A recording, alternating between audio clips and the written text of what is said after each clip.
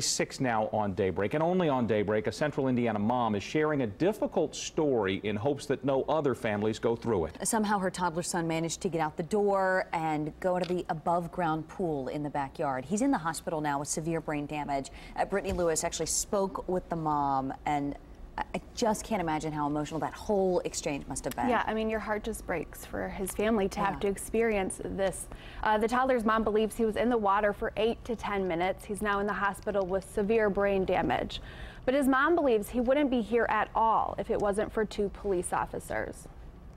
For the last 16 days, 22-month-old Maddox, or Maddie as his family calls him, has been in a hospital gown with tubes in his nose and sensors on his head. They gave us a scale of 1 to 10, saying 1 was best and 10 was brain dead, and they put him about a 7 or an 8. On August 13th, Maddox slipped out of his back door and into his above-ground pool, unknown to his mom until his sister ran inside. She told us that Maddox got into the pool, and I just ran out the yard, into the yard, and I ran up to the pool, and I couldn't see him at first, and I looked around, but half of it was like the sun was shining on it and I couldn't see in the water.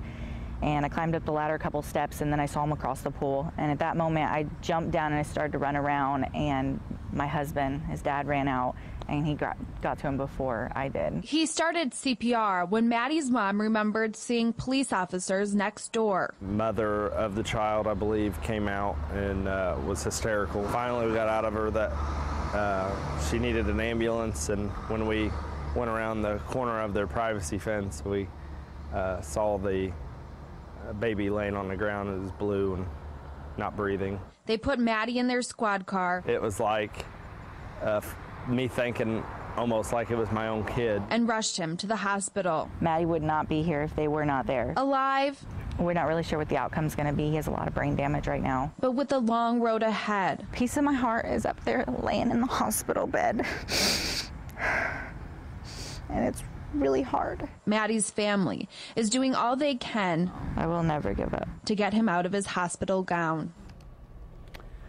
Now, one of the things Maddie's parents would like to do is hyperbaric oxygen therapy. It's not FDA approved for his type of injury, so insurance likely will not cover it.